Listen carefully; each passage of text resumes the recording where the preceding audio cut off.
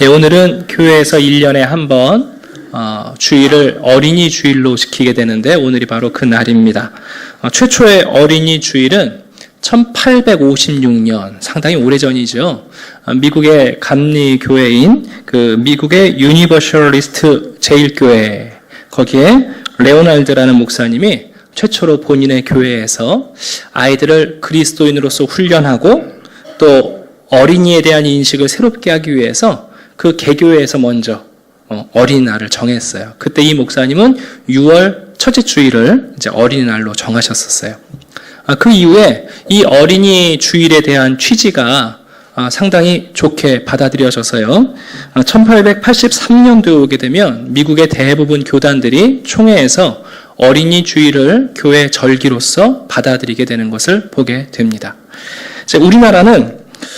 우리나라의 그 어린이날, 어린이 주일에 대한 유래는 독립운동과 관련이 있어요. 1919년 3.1운동 이후에 우리 어른들이 이런 생각을 한 거예요. 독립이 빨리 될 줄 알았는데 태극기를 흔들고 만세를 하면 일본 그 제국주의자들이 뭔가 충격을 받고 독립에 대한 시작이 될 것 같았는데 오히려요, 총칼을 들이밀고 강압정책을 피기 시작하잖아요. 그러면서 이 좌절된 어린이들의 마음속에 다음 세대의 아이들에 대한 관심이 싹트기 시작했어요. 그래서 여러분들이 잘 아시는 방종환 선생님이 1923년도에 그 일본의 유학생들과 함께 모여서 색동회라는 것을 조직하게 되고, 그때 이제 5월 1일 날을 어린이날로 제정하게 됩니다. 근데 이제 5월 1일 날이 당시도 노동절이었어요. 노동의 날이었거든요. 근로자의 날. 그래서 1927년도에는 이제 5월 첫 번째 주일을 어린이날로 정했어요. 우리나라는 좀 독특하죠. 첫 번째 주일을 어린이날로 정하면서 교회에서 이 어린이날을 어린이 주일처럼 아이들에 대한 가치를 심고 시작을 했습니다. 그러다가 역사를 보면요, 1939년도에 일제가 이 어린이날 지키는 것조차도 못하게 합니다. 그리고 해방된 이후에 그 다음 해인 1946년도에 어린이날이 부활하고 한국교회는 이제 그때 미국교회와 더불어서 6월 첫째 주일날 어린이 주일을 지켰었습니다. 그러다가 이제 1956년도에 5월 첫 번째 주일을 어린이날 맞이하는 그 가까운 주일을 어린이 주일로 지키고 있습니다. 이 어린이날 또는 어린이 주일에 대한 유래를 잠깐 소개해드린 이유는 뭐냐면, 그 오늘날 이 어린이날에 대한 정체성이 변질되고 있기 때문에 그렇습니다. 여러분, 어린이날, 어린이 주일 하시면 뭐가 제일 먼저 떠오르세요? 선물이요. 네. 제가 90년대 초에 유초등부를 맡아서 그 성동구에서 사역을 할 때는요, 제가 사역했던 교회가 그 옥수동 산동네 밑에 있던 교회예요. 그래서 가구 소득이 좀 낮은 가정들이 많았어요. 그래서 아이들이 항상 목에다가 열쇠 걸고 다니는 아이들 아시나요? 엄마 아빠가 다 맞벌이를 하니까 또 늦게 퇴근하시니까 아이들이 문을 잠그고 나오고 자기들이 문을 열고 들어가는 아이들이 많았었어요. 근데 그때는 이제 5월 5일 어린이날도 쉬는 부모님들이 별로 없었어요. 그래서 주일학교 사역 중에 가장 중요한 게 뭐였냐면 5월 5일 날 어린이 행사를 하는 거예요. 요즘 같으면 좀 이상하죠.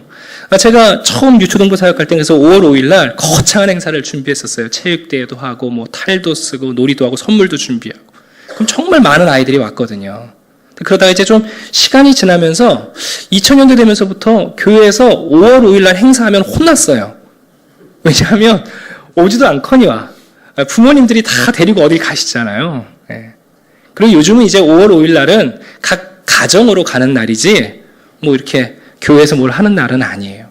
제가 무슨 얘기를 하고 싶으냐면, 어린이날이 어떻게 변질되고 있냐면 내 자녀를 위한 날로 변질되고 있는 거예요. 우리나라는 특별히 우리나라의 어린이날은 여러분 민족 정신을 고취하기 위해서 시작했거든요.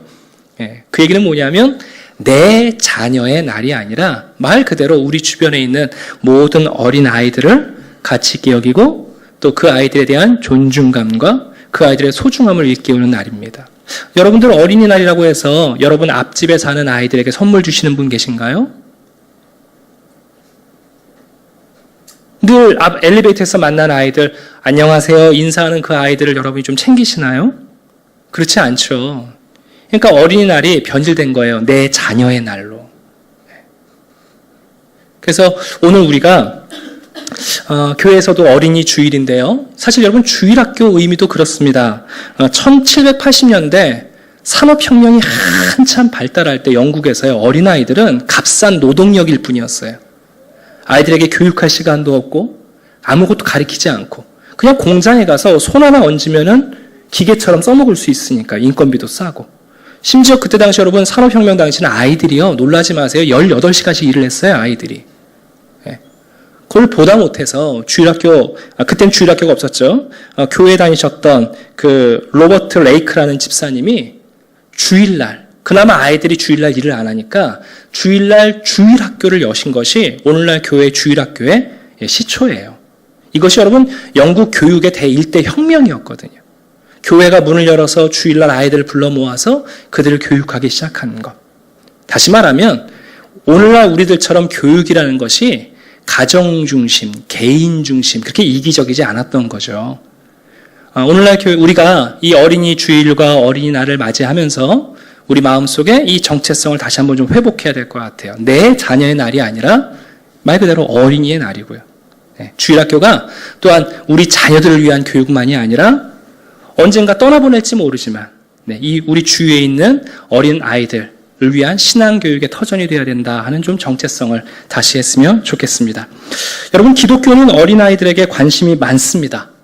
버지니아 대학의 문화인류학을 연구하신 노아 데이비스라는 박사님께서 이런 글을 남겨놓으셨어요. 인류의 모든 고대 문헌은 아이들에 대하여 아무것도 알지 못한다. 고대 문헌을 아무리 살펴봐도 그때 당시 아이들이 어땠는지 아이들에 대한 기록을 찾기가 어렵다는 거예요. 그런데 기독교 문헌은 성경은 아이들에 관한 내용으로 가득 차 있다. 여러분 구약을 보십시오. 하나님께서 구원의 역사를 이루실 때마다 언제나 한 아이를 택하시잖아요. 어린아이의 출생의 비밀이 있고 그 아이의 어렸을 때 독특한 하나님의 사역이 그 나라와 그 민족의 미래를 결정짓는 것을 끊임없이 적고 있거든요. 심지어 우리 구주이신 예수 그리스도께서도 어린아이의 모습으로 오셔서 어렸을 때의 기록을 담아놓은 것을 우리가 보게 됩니다. 무엇보다 오늘 우리 주님의 음성을 듣다 보면 예수님께서 이 어린아이들에게 최상의 가치를 부여하셨어요. 오늘 본문에 너무 놀라운 고백이 나오지 않습니까? 내가 진실로 너에게 이른다. 어린아이와 같지 않으면 하나님 나라에 들어갈 수 없다. 어린아이들에게 최상의 가치를 부여하신 것을 보게 됩니다. 이런 전통 때문에 우리 종교개혁자들 역시 교회를 새롭게 할 때에 제일 먼저 했던 것이 뭐냐면 유아 세례 교육을 철저하게 했어요. 그리고 또 한 가지는 뭐냐면 우리 칼빈이나 루터나 쯔빙글리 같은 종교개혁자들 여러분 장년 교육이 아니라 어린아이들을 교육하기 위한 요리문답서를 제일 먼저 만들어요. 칼빈도 제일 먼저 쓴 책이 뭐냐면 어린아이들을 위한 요리문답서예요. 아이들에게 신앙교육을 하기 위해서. 제가 참 좋아하는 신학자 중에 싱클레어 퍼커슨이라는 분이 계세요. 아주 탁월한 분이시거든요. 아주 굉장한 신학자예요. 근데 제가 이분의 그 도서 목록을 보다가 깜짝 놀란 게 뭐냐면 이 큰 학자가 어린아이들을 위한 교재를 썼어요, 여러분. 주일학교 학생들을 위한 교재. 우리나라는 교회 교육 교재를 누가 집필하냐 하면 이제 막 전도사님 되신 분들, 신학교 가서 1, 2년 배우신 분들이 주일학교 교재를 써요. 총회 교재를. 그러니까 참 질이 많이 떨어져요. 근데 외국은 어떠냐면 그런 노학자들, 대학자들, 사회적으로 존중받는 분들이 뭘 하냐면 시간을 내서 어린아이들을 위한 교재를 만드는 것을 보게 돼요. 그게 이제 기독교적 전통이에요. 성경은 아이들에 대해서 관심이 많고 우리 예수님이 어린아이들에게 최상의 가치를 부여하셨고 그리고 우리 기독교 전통이 그 아이들을 교육하는 데 관심이 많기 때문에 오늘 이 어린이 주일을 지키면서 오늘 예수님께서 이 어린아이들의 어떤 모습에 귀를 기울이셨고 우리에게 어린아이들의 어떤 모습을 가지라고 또 그렇게 교육하라고 하시는 말씀을 잠깐 살펴보고자 합니다. 먼저 첫 번째입니다. 자, 오늘 본문을 보시게 되면 본질적인 진리가 있고요. 포괄적인 진리가 담겨 있습니다. 첫 번째 본질적인 진리는 이건데요. 하나님의 나라가 이런 자들의 것이다 하시는 거예요. 하나님의 나라는 어린아이와 같은 사람의 것이다. 이게 여러분 오늘 예수님이 전하시는 아주 중요한 진리입니다. 성경에서 어린아이라고 할 때는요, 세 단어가 나와요. 헬라어에. 프라페라는 단어는 1세에서 2세 정도 된 아이들, 우리가 볼 때 그냥 아가라고 말하는 표현이죠. 그 다음에 테크논이라는 단어가 있는데 그것은 3세에서 약 7세 정도 되는 유치부 아이들을 표현하는 거고요. 오늘 본문에 나오는 이 파이디오는 8살에서 12살 초등학생에 해당되는 나이의 아이들이에요.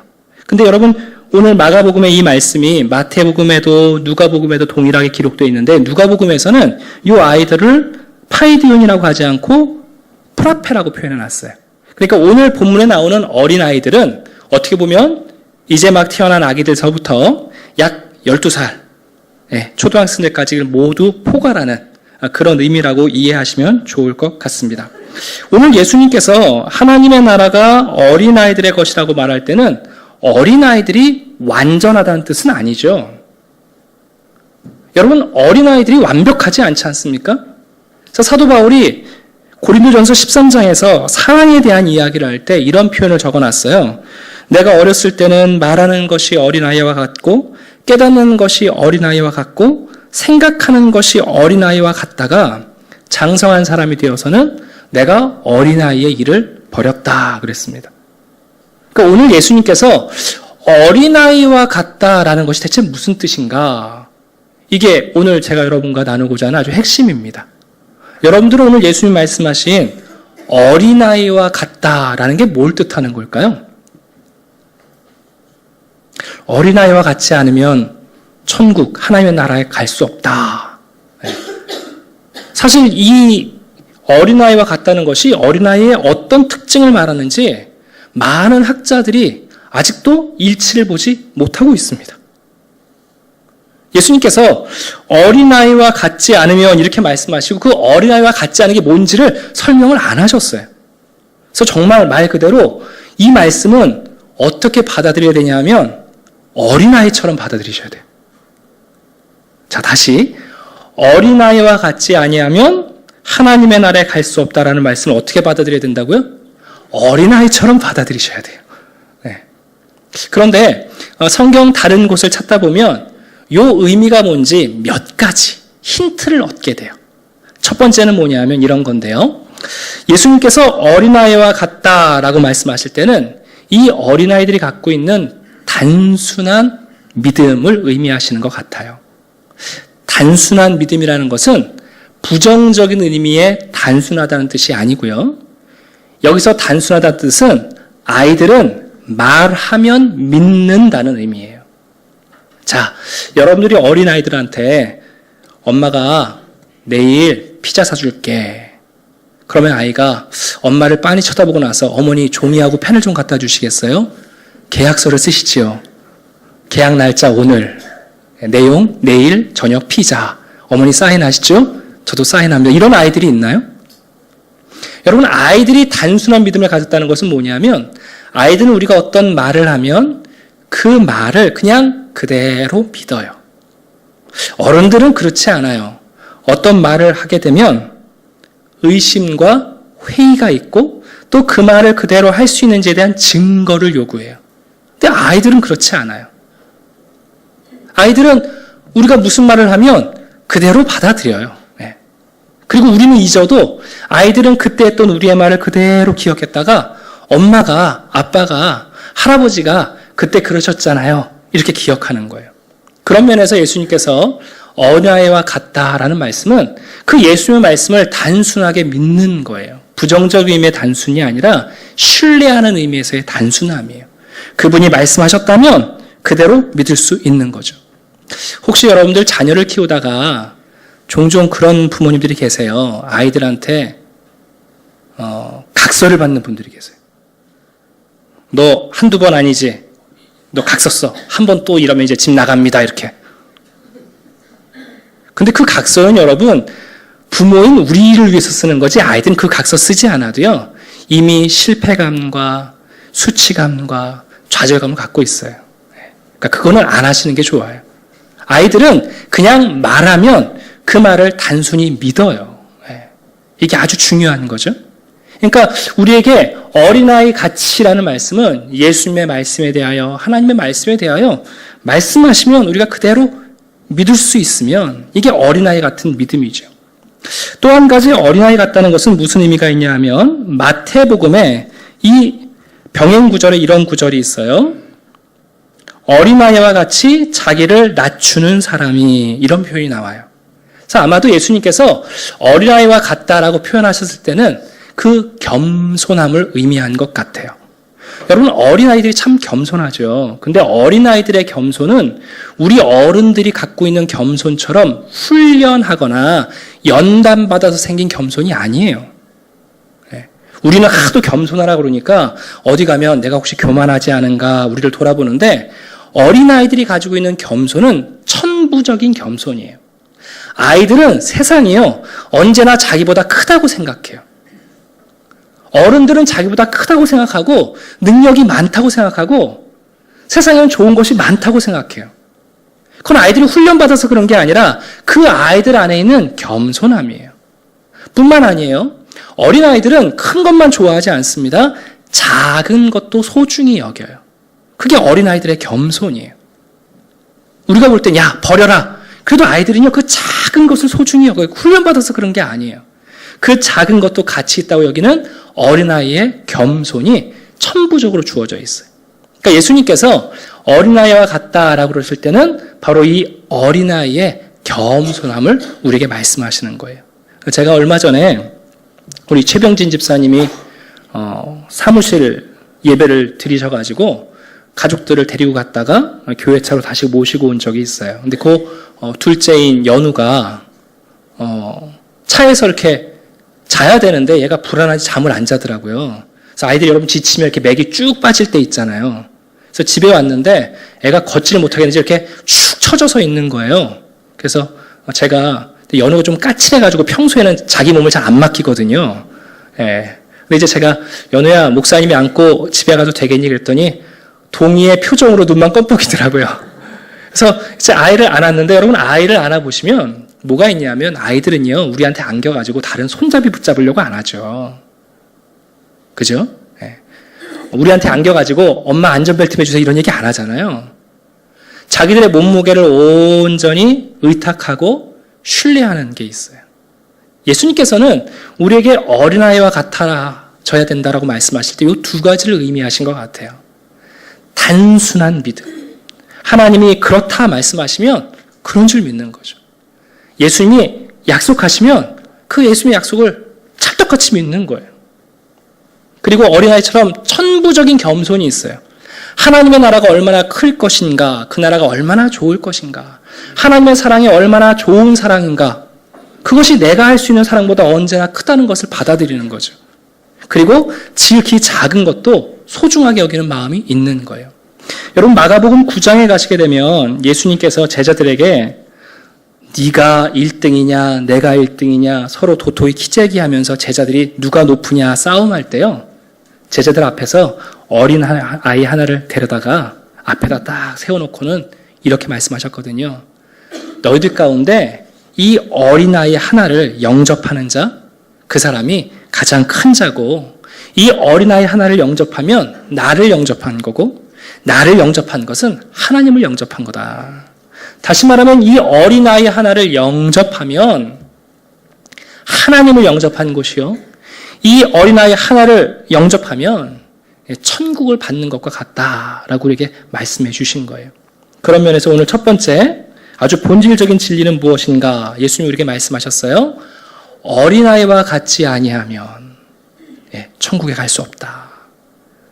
천국이 어떤 사람의 것이냐? 이런 어린아이처럼 천국이 있다고 말씀하신 하나님의 말씀을 믿고, 예수님을 믿으면 그 천국에 갈 수 있다는 사실을 믿고, 그 천국이 얼마나 좋은 것인지를 겸손하게 받아들이고, 그리고 그 천국에 갈 수 있는 자들이 어린아이와 같은 자라는 것을 이해하고, 그 어린아이나 어린아이와 같은 사람을 섬기는 사람, 그 사람에게 바로 이 천국이 주어진다고 우리들에게 말씀하고 있습니다.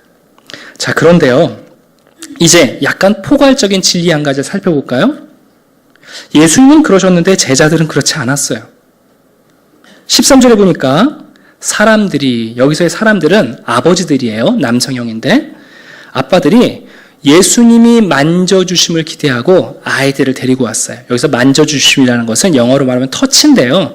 그냥 예수님이 지나가다가 아이들에게 눈길 한번, 그냥 손 한번 대주시든지, 그냥 큰 관심 아니고 그냥 예수님이 잠깐 내 아이 건드려 주시기를 원하고 데려왔다는 거예요. 그런데 제자들은 어떻게 했냐면 그렇게 하지 못하도록 그들을 제재하고 있는 장면을 보게 돼요. 그래서 예수님이 꾸짖으시잖아요. 여러분, 제자들이 왜 어린아이들이 예수님께 오는 것을 막았을까? 우리가 추측해 볼 수 있습니다. 첫 번째는 뭐냐면 예수님이 사역하시는데 방해가 된다고 생각할 수 있겠죠. 우리도 종종 그럴 때 많지 않습니까? 뭔가를 하고 있을 때 방해될 때가 많잖아요. 제가 참 재미있게 들은 이야기가 있는데 어느 목사님의 실화인데 이 이야기가 한국교회 목회자들 사이에서 아주 재미있게 떠돌아다녀요. 그 목회자들은 여러분 토요일이 되면 설교 준비하느라고 무지하게 고심하거든요. 그래서 아버지 목사님이 서재에서 열심히 설교 준비하고 있는데 아들놈이 이제 토요일 날은 쉬니까 아버지 방을 들락날락 하면서 아버지 눈치 보는 거예요.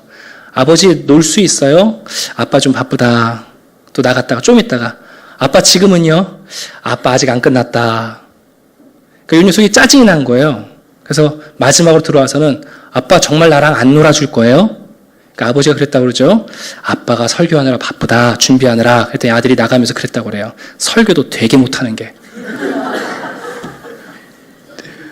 여러분, 우리가 아이들을 막는 이유는 뭐냐면 뭔가를 집중해야 하고 뭔가 중요한 일을 해야 할 때 아이들이 걸리적거린다고 생각하는 거죠. 예수님의 제자들도 그랬던 것 같아요. 지금 예수님이 중요한 사역을 하시는데 이 아이들에게 시간 뺏기실, 이 아이들에게 집중하실 시간이 어디 있는가. 또한 이런 생각도 했을 것 같습니다. 요즘 같으면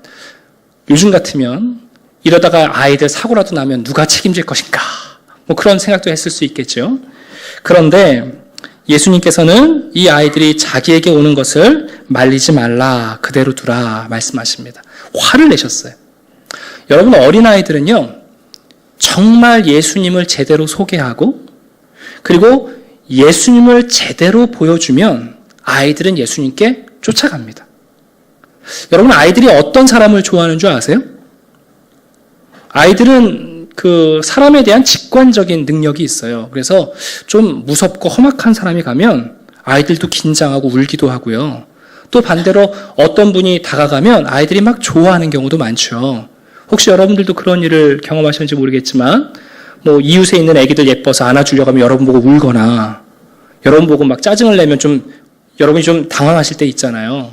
근데 보통 대부분의 아이들은 키가 크고 뚱뚱하고 머리가 큰 사람을 좋아합니다. 그러니까 아이들이 여러분을 좋아하면 키가 크고 뚱뚱하고 머리가 큰가 한번 생각해 보시면 될 수 있어요. 그래서 보통 애들이 좋아하는 캐릭터를 보면 전부 다 그래요. 아이들이 좋아하는 캐릭터는요, 다 덩치가 크고 키가 크고 얼굴이 다 커요. 그런데 그래서 예수님을 좋아하는 게 아니라 여러분, 어린아이들한테요, 예수님이 누구이신지를 정확히 알려주면요, 아이들은 예수님에게 매력을 느낍니다. 근데 어린아이들이 그리고 우리의 자녀들이 예수님께 가지 못하는 이유는 뭔가? 우리에게 이 제자들과 같은 마음이 있는 거예요. 아이들은 아직 예수님을 몰라도 된다라는 생각이 있든지, 아이들의 인생에 더 중요한 문제가 있으니까 예수님은 나중에 만나도 된다라는 생각이 있으면 우리 어린아이들과 자녀들에게 예수님께 가는 길을 누가 막고 있는 거예요? 우리가 막고 있는 거예요. 여러분, 어린아이들 교육해 보시면 아시지만요, 우리 가끔 유치부 전사님이 그런 얘기하지만 설교를 하고 나면요, 성경 이야기, 예수님의 인생 이야기를 쭉 들려주면요, 아이들은요, 매력을 느껴요. 잊어버리질 않아요. 정말 비슷한 일이 있을 때 예수님을 떠올려요. 근데 중요한 것은 뭐냐면 우리가 그 길을 막는 거죠. 넌 지금은 필요치 않다, 예수님이. 너에게 더 중요한 일이 있기 때문에 예수님께 나아가는 일은 좀 나중에 가도 된다. 지금 제자들이 그 일을 하고 있는 거예요. 예수님은 그런 태도에 대해서 분노하셨습니다. 그리고 어떻게 하셨냐면 보시겠어요? 16절에 보니까 예수님은 세 가지를 해주셨어요. 부모들은 그저 예수님이 지나가면서 터치, 만져주시고 눈길 한번 주시기를 기대했는데 예수님은 거기서 멈추지 않으십니다. 그 아이들을 안아주셨고 그 다음에 안수하셨고요. 그리고 더 나아가 축복하셨습니다. 여기 나오는 축복이라는 단어는요. 카틸로게이라는 헬라어에서 굉장히 강한 표현이에요. 그러니까 예수님께서 그냥 지나가면서 보통 축복하신 게 아니라 그냥 만져주시면 좋겠다. 잠깐 예수님 보고 가자. 그리고 나왔는데 예수님이 그 아이들을 안아주시고 안수해주시고 그리고 그 아이들 하나하나를 정말 놀라운 축복으로 축복해 주신 거예요.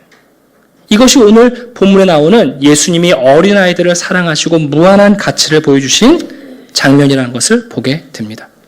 오늘 이 말씀을 마치면서 여러분들에게 우리도 이런 어린아이들을 좀 안고 안수하고 축복할 수 있으면 좋겠다라는 생각이 듭니다. 그럼 어떻게 하면 여러분의 자녀들과 주위에 있는 어린아이들을 안아줄 수 있고 안수할 수 있고 축복할 수 있는가? 3가지 방법을 소개하고 말씀을 마치겠습니다. 첫 번째입니다.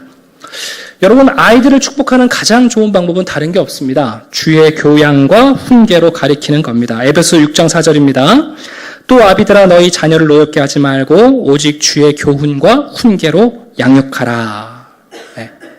우리가 아이들을 축복할 수 있는 것은 아이들이 예수님께 달려가면 예수님께 나아가면 그들이 얻을 수 있는 가장 좋은 것을 제공해 줄 수 있어야 되겠죠. 네. 부모인 내가 답변할 수 없는 것을 예수님은 답변해 주실 수 있습니다. 부모인 나에게 해답이 없는 것을 예수님은 가르쳐 주실 수 있습니다. 그래서 우리에게 주의 교훈과 훈계로 양육하라고 말씀하는 거예요. 제가 자녀는 없는데요. 신기하게 자녀 때문에 고민하는 많은 부모들의 말을 듣고 부모 때문에 고민하는 많은 자녀들의 이야기를 들어요. 그러면서 제가 몇 가지를 깨달은 지혜가 있는데 제가 우리 부모님들한테 그런 말씀을 해드려요. 자녀 교육은 한번 따라해 보시겠어요? 앞에서, 옆에서, 뒤에서 하는 거지 위에서 하는 게 아닙니다. 제가 이렇게 말씀드려요. 여러분, 어린아이들 교육하고 여러분의 자녀를 교육한다는 것은 앞에서, 옆에서, 뒤에서 교육하는 거지 위에서 교육하는 게 아니에요. 작년 이맘때에 제가 이런 설교를 해드렸는데 에베소서에서 부모들에게 자녀를 노엽게 하지 말라. 부모가 자녀를 어떻게 노엽게 하는가? 부모가 보잘것없으면서도 하나님 노릇하려고 할 때 자녀들이 분노한다고 말씀드렸어요. 기억나시나요? 네. 자녀들이 왜 노엽냐 하면 엄마 아빠가 하나님 아닌데 엄마 아빠가 하나님 노릇하려고 그러면 자녀들 안에 분노가 있는 거예요. 엄마 아빠도 못하면서 왜 나한테 이걸 요구하는가? 네. 제가 지금 앞에서 옆에서 뒤에서 교육한다는 것은 이런 거예요. 여러분 어린아이들이 어렸을 때는 어디서 교육하셔야 돼요? 앞에서 교육하시는 거예요. 얼굴을 보면서. 젖 먹이고 앞에서 어르른 까꿍 하시고 앞에서 교육하시는 거예요. 옷 입히시고 얼굴 씻겨주시고. 그런데요. 이 자녀들이 이 어린아이들이 청소년 시기가 되잖아요. 그럼 그때 여러분 교육을 어디서 해야 될까요? 그때도 앞에서 하시면 큰일 나요. 그때도 여러분이 앞에서 교육하시려면 아이들이 고개를 돌려버리거든요. 그때 교육은 옆에서 하시는 거예요. 제가 지금 상징적으로 드리는 말씀을 잘 이해하시면 아주 중요한 진리라는 것을 깨닫게 될 거예요. 청소년 아이들과 대화하실 때요. 너 좀 앉아봐라. 아빠랑 대화하자. 그러면 아이들이 벌 받는다고 생각해요. 그때는 앞에서 교육이 안 돼요. 어떻게 해야 되냐면 옆에서 교육하시는 거예요. 시장 같이 가면서 얘기 나누시는 거고요. 운전하시면서 옆에 앉혀놓고 얘기하는 거예요. 신기하게 여러분 그러면요. 옆에서 교육이 돼요. 그런데 자녀들이 조금 더 크면 여러분 옆에서 교육도 안 돼요. 옆에 있지 않거든요. 그때는 뭐냐면 뒤에서 교육하시는 거예요. 요즘 여러분 자녀들 뒤통수만 보지 않으세요? 다녀오겠습니다. 다녀왔어요. 쑥. 근데 여러분 그때는 실망하지 마세요. 뒤에서 교육하시는 시간이에요. 재밌는 것은 자녀들이 부모를 뒤에 놓고 열심히 살다가요. 가끔씩 뒤돌아봐요. 그때 부모가 자기를 쳐다보고 있고 자기를 사랑하고 있으면 그게 여러분 교육의 아주 중요한 자리예요. 제가 이제 간단하게 말씀드립니다만은 이게 여러분 성경의 지혜예요. 예. 어렸을 때는 앞에서 교육하시고 청소년 시기에는 옆에서 교육하시고 다 크면 어디서 교육하라고요? 뒤에서 교육하시는 거예요. 예. 그럼 돼요. 위에서 교육은 누가 하세요? 하나님이 하시는 거예요. 부모가 전지적 작가 시점을 가지고 자녀를 교육하시면 안 돼요. 제가 두 번째 드리고 싶은 말씀이 있는데 그것은 뭐냐 하면 우리가 아이들을 축복하는 비결은 뭐냐면 보이는 것을 평가하고 보이는 것을 칭찬하는 게 아니라 보이지 않는 것을 축복하는 것이 진짜 축복이에요. 지금 제자들은 이 어린아이들의 가치를 보지 못하잖아요. 근데 예수님은 어떻게 하시냐면 이 어린아이의 가치를 보시고는 그 아이들을 안고 안수하시고 축복하신단 말이에요. 우리가 어린아이들을 사랑하고 축복하는 가장 좋은 방법은 뭐냐면 내 눈에 보이는 것 때문에 싫어하고 보이는 것 때문에 좋아하는 게 아니라 보이지 않는 것을 축복하는 게 진짜 사랑이에요. 예를 들어 드릴게요. 여러분 성경에 보면 훌륭한 어머니 중에 한 분이 누구냐면 한나지요. 네. 한나가 사무엘을 낳은 다음에 젖대자마자 성전에 갖다 바치거든요. 유대인들은 3살까지 젖을 먹였어요. 그러니까 사무엘은 3살 때쯤 성전에 가서 제사장들 손에 의해서 크는 거죠. 근데 성경에 보면 한나가 한 가지 일을 해요. 들어보세요. 사무엘은 어렸을 때에 세마포 에봇을 입고 여호와 앞에서 섬겼더라. 그의 어머니가 매년 드리는 제사를 드리러 그의 남편과 함께 올라갈 때마다 작은 겉옷을 지어다가 그에게 주었더니 한나가 3살 이후에 사무엘을 성전에 맡겨놓고 밥을 해주지도 못해요. 뭐 학교를 보내는 것도 아니에요. 근데 유일하게 딱 한 가지 한 게 뭐냐면 매년 성전에 올라갈 때마다 사무엘을 위해서 에봇, 제사장 옷을 지어가지고 가서 입히는 거예요. 여러분이 한번 한나라고 상상을 해보세요. 3살 때 아이를 맡겨놓고 이제 1년 동안 그 아이가 얼마나 컸을까 생각하시겠죠? 그죠? 네. 지금 내 눈에 보이지 않지만 그 아이가 얼마나 자랐을까, 팔 길이는 어떨까, 키는 얼마나 자랐을까 상상하면서 1년 후에 입을 그 에봇을 짓는 거죠. 1년 후에 가서 그 에봇을 입혀봐요. 잘 맞으면 얼마나 기뻤을까요? 저는 저희 어머니가요, 새 옷을 사주긴 사주셨는데 항상 큰 옷을 사주셨어요. 두고두고 입어야 된다. 그래서 두고두고 아끼다가 못 입어요. 커버리면 또 못 입잖아요. 그래서 저는 언제나 이상한 옷만 입었던 것 같아요. 근데 여러분 한나는 어땠냐면 그 아이가 크는 것을 상상하는 거죠. 또 이제 1년 후에 5살. 아, 얘가 얼마나 컸을까. 내가 작년에 보니까 성장 속도가 이렇던데 하고 또 에봇을 그 나이에 맞춰서 지어서 그 다음에 갖다 입히는 거죠. 놀라운 사실은 여러분, 사무엘은요 1년 내내 엄마 보고 싶을 거 아니에요. 근데 엄마의 그 채취는 어디서 느낄 수 있어요? 엄마가 지어준 이 에봇에. 그러니까 이 사무엘은 여러분 엘리 아들도 아닌데 늘 뭐 입고 살았을 것 같으세요? 제사장 옷 입고 사는 거예요. 얘가. 엄마가 생각날 때마다. 한나는 눈앞에서 자식을 키우지 않았습니다. 여러분. 보이지 않는 자녀를 상상하며 그 보이지 않는 자녀를 상상하며 그 자녀에게 옷을 지어 입힌 거죠. 로마서에 보게 되면 우리가 어떤 옷을 지어 입혀야 할 것인가, 우리 스스로가 어떤 옷을 입어야 할 것인가 이렇게 되어 있어요. 밤이 깊고 낮이 가까웠으니 그러므로 우리가 어둠의 일을 벗고 빛의 갑옷을 입자. 낮에와 같이 단정히 행하고 방탕하거나 술 취하지 말며 음란하거나 호색하며 다투지거나 시기하지 말고 오직 주 예수 그리스도로 옷 입고 정욕을 위하여 육신의 일을 도모하지 말라. 우리도 마찬가지죠. 이 어린아이가 조금씩 자라갈 때마다 이 아이가 만날 수 있는 예수님의 걸맞는 옷은 뭘까? 그럼 부모가 이거 훈련하셔야 돼요. 부모가 공부해야 돼요. 제가 우리 유아 세례 받는 가정에 책을 2권씩 선물해 드렸어요. 우리가 가정에서 자녀들 잘 교육해 주십시오라고 말은 하지만 교육 교재를 잘 주지 않거든요. 이게 필요한 거예요. 우리도 어린아이들을 교육할 때에 눈에 보이는 것 때문에 좋아하고요. 눈에 보이는 흠결 때문에 싫어하는 것은 누구나 할 수 있어요. 그러나 훌륭한 부모, 자녀를 정말 사랑하는 우리 어른들은 보이지 않는 아이들을, 그 모습, 성장을 우리 예수님처럼 축복해야 돼요. 참 재밌는 것은 부모님들이 아이들이 이만큼 컸다고 다 자란 어른이라고 생각하는데 그 자녀 안에는 여전히 어린아이처럼 구석이 있어요. 또 어떨 때는 아이고 넌 언제 크니 어린아이 같다 그러는데요. 그 아이 속에 보이지 않는 어른 같은 구석이 있거든요. 정말 볼 것을 못 봐주는 거예요.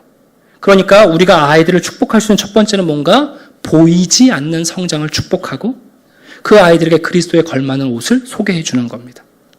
한 가지 더 소개해 드리려고 하는데 그것은 뭐냐면 어떻게 우리가 어린아이들을 축복할 것인가, 내 자녀 말고 우리 교회 안에 있는 동네에 있는 아이들을 어떻게 축복할 것인가 이런 거예요. 여러분 한나가 사무엘에게 이런 사랑을 베풀었을 때 사무엘이 어떤 축복을 받았냐면 사무엘상 2장입니다. 아이 사무엘이 점점 자라매 여호와와 사람들에게 은총을 받더라. 자 보세요. 사무엘이 3살 이후에 엄마 품에 있지 않았어요. 근데 사무엘이 이렇게 훌륭한 지도자가 된 비결이 뭐냐면 부모의 사랑이 아니라 여호와께 은혜를 받았고 사람들에게 은혜를 받았다는 거예요. 여러분들이 훌륭한 부모이신 것을 제가 압니다만 여러분들이 자녀에게 베풀 수 있는 것이 크겠어요? 아니면 우리 주위에 있는 많은 사람들이 그 자녀에게 은혜를 베풀어 주는 것이 훨씬 크겠어요? 두말 나위 없이 후자죠. 제가 무슨 얘기를 드리는 거냐면 우리 아이들한테 이런 말을 자꾸만 하잖아요. 야, 내가 너 때문에 얼마나 10달 동안 배가 아팠는 줄 아냐? 사실 배 아픈 건 하루였는데 동의 안 하시네. 아무튼 네, 내가 너 때문에 얼마나 고생했는 줄 아냐? 니네 아빠가 얼마나 힘들게 일했는 줄 아냐? 근데 이런 말을 해주시라는 거예요. 야, 너가 자랄 때 목사님이 얼마나 많이 기도했는 줄 아냐? 너 교회에 있을 때마다 장로님들이 너를 얼마나 사랑해 주셨는 줄 아냐? 집사님들이 너 때마다 얼마나 많은 간식을 사주셨는 줄 아냐? 너 옆집에 그 이씨 아저씨가 얼마나 너를 귀엽게 여겼는 줄 아냐? 여러분 부모의 사랑만 가지고 자라나는 아이가 하나님의 은총을 받는 아이겠어요? 아니면 더 많은 공동체, 더 많은 이웃들과 더 많은 어른들의 사랑을 받는 아이가 정말 하나님의 은총을 받는 아이겠어요? 여러분 사무엘은요 하나님과 사람들에게 은총을 받았다고요. 그래서 그가 귀한 사람이 됐어요. 부모의 사랑이 여러분 귀한 자식을 만들어내는 게 아니에요. 부모의 사랑은 약하게 그지없어요. 우리도 지치잖아요. 제가 주보 안에 글을 써드렸는데 자녀들이 가장 혼란기일 때 부모들도 여러분 중년을 겪으세요. 여러분 아이들이 사춘기 겪을 때 부모님들도 갱년기를 겪으신다니까요. 그래서 서로 힘든 거예요. 중요한 것은 뭐냐면 우리 어린아이들을 내 자녀, 나의 아이들이 아니라 우리들의 아이들로 키워가는 거예요. 예전에는 친구 집 가면 제가 어머님, 아버님 부르는 게 낯설지 않았거든요. 요즘은 그렇지 않죠. 아줌마, 아저씨죠. 오죽하면 아줌마, 아저씨가 여러분 폄하의 용어잖아요. 아주머니라는 말, 아저씨라는 말, 아재. 언제부터 우리 가운데 여러분 옆에 있는 어른을 어머니로 아버지로 부르는 일이 불가능해졌단 말이에요. 그러다 보면 우리 아이들은 어떻게 되는가? 더 많은 사람들의 은총과 더 많은 사람들의 사랑을 받고 자라지 못하는 거죠. 이제 말씀을 정리하려고 합니다. 여러분 하나님께서 사람을 지으실 때 남자와 여자로 지으셨습니다. 그러면서 무슨 말씀을 하셨냐면 부모를 떠나 한 몸이 되라 그러셨어요. 부모에게 주어진, 어른들에게 주어진 마지막 사명은 뭐냐면 그 아이들이 부모를 떠나야 한다면 그 자녀들을 떠나보내는 것이야말로 부모에게 주어진 마지막 사역입니다. 그래서 성경에 보게 되면 자녀들을 떠나보낸 부모들이 훌륭한 자녀를 되받습니다. 요게벳은 모세를 나일강에 띄워보냈습니다. 잃어버리지 않았습니다. 아브라함은 이삭을 번제로 떠나 보내려고 모리아산에 올라갔습니다. 잃어버리지 않았습니다. 한나는 아들을 나시린으로 성전에 바쳤습니다. 잃어버리지 않았습니다. 마리아 역시 예수님을 십자가에서 하나님의 아들로 떠나 보냅니다. 오늘 저는 여러분들에게 이런저런 말씀을 드린 것 같지만 아주 중요한 3가지 진리를 말씀드렸습니다. 첫 번째, 천국은 어린아이 같은 사람의 것입니다. 어린아이 같다는 것은 단순한 믿음, 그리고 세상이 나보다 크다는 겸손, 2가지를 갖고 가는 겁니다. 그래야 우리는 천국을 믿고 예수의 말씀을 믿으면서 그분에게 우리를 온전히 의탁할 수 있습니다. 그런데 문제는 뭐냐면 제자들 같은 태도가 있다는 거죠. 아이들에겐 예수님이 지금 당장 필요치 않다. 더 중요한 일이 있다. 아닙니다. 모든 어린아이들뿐만 아니라 우리들 역시 예수님께 다가가는 것이야말로 가장 중요합니다. 그럼 예수님은 어린아이 같은 우리들, 어린아이들을 어떻게 하시는가? 우리는 그저 만져주시면 좋겠다 그러지만 우리를 안고 안수하시고 우리를 축복하시는 거죠. 우리 역시 예수님처럼 우리들의 자녀들을 축복할 수 있기를 원합니다. 어떻게 할 것인가? 보이는 게 아니라 보이지 않는 상상력을 가지고 자녀들을 축복하는 거예요. 내 눈에 보이는 잘못한 거, 내 눈에 보이는 잘한 것이 아니라 그 아이 안에 보이지 않는 것이 있다고요. 그래야 그에게 맞는, 걸맞는 에봇을 지어 입힐 수 있습니다. 또 한 가지는 내 자녀가 아니라 우리들의 자녀라는 공동체성을 빨리 회복해야 됩니다. 여러분 아이들 데리고 다니시다가 주위에 아는 어른들 만나면 열심히 인사시키십시오. 아이가 아저씨라고 부르면 아버지라고 불러라.